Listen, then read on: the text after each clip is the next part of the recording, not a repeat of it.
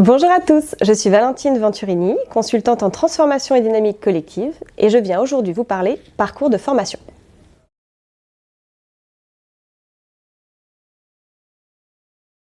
Donc un parcours de formation, c'est un dispositif d'accompagnement qui va permettre à un collaborateur soit de valider les acquis qu'il a déjà sur son poste, soit de venir chercher de nouvelles compétences. L'objectif principal pour une entreprise, c'est de s'assurer qu'elle dispose en interne des compétences dont elle va avoir besoin pour répondre à ses propres objectifs, que ce soit d'ordre concurrentiel, dans le cadre de son activité courante, ou éventuellement dans le cadre d'une nouvelle activité qu'elle voudrait développer.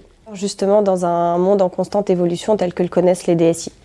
Donc ces compétences, très concrètement, ça peut être par exemple sur de la gestion de projet. S'assurer que ses collaborateurs soient capables de tenir un planning, de savoir faire un budget et de délivrer la qualité souhaitée. Le deuxième intérêt pour une entreprise, ça va être au niveau du turnover. Le turnover, ça coûte extrêmement cher aux entreprises, donc comment la formation va leur permettre de retenir les talents. Le troisième levier, c'est dans le cadre de projets de transformation. La formation, elle va permettre, un peu comme dans le turnover, de diminuer cette phase où le collaborateur peut manquer de compétences. Le parcours de formation, il a aussi des avantages pour le collaborateur en tant que tel.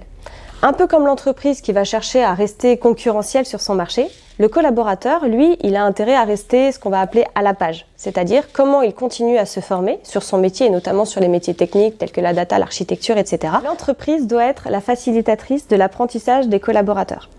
Si de toute façon elle ne leur met pas à disposition les moyens de se former, on est quasiment sûr que les collaborateurs vont chercher à le faire eux-mêmes parce que près d'un tiers pense que son poste va évoluer dans les moins de 2 ans. Donc l'objectif, c'est que l'entreprise puisse leur mettre à disposition les moyens pédagogiques d'apprendre. Une des parties fondamentales de ça, ça va être aussi bien le fond, généralement l'entreprise le dispose grâce aux expertises, mais également l'ingénierie pédagogique. C'est le fameux « tu me dis, j'oublie », « tu m'enseignes, je me souviens », mais « tu m'impliques, j'apprends », comme le disait Benjamin Franklin.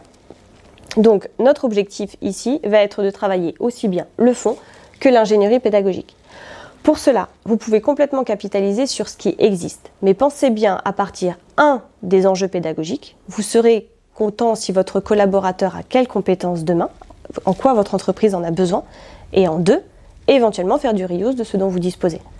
Pensez à ne pas faire l'inverse. Le risque, c'est de venir calquer ce que vous voulez leur faire apprendre plutôt que de répondre à vos enjeux. Côté Talisker, on est spécialisé aussi bien sur le fond, expertise, data, architecture, gestion de projet, que forme, ingénierie pédagogique. Surtout, vous n'hésitez pas à nous contacter si vous avez besoin de l'un, de l'autre ou des deux.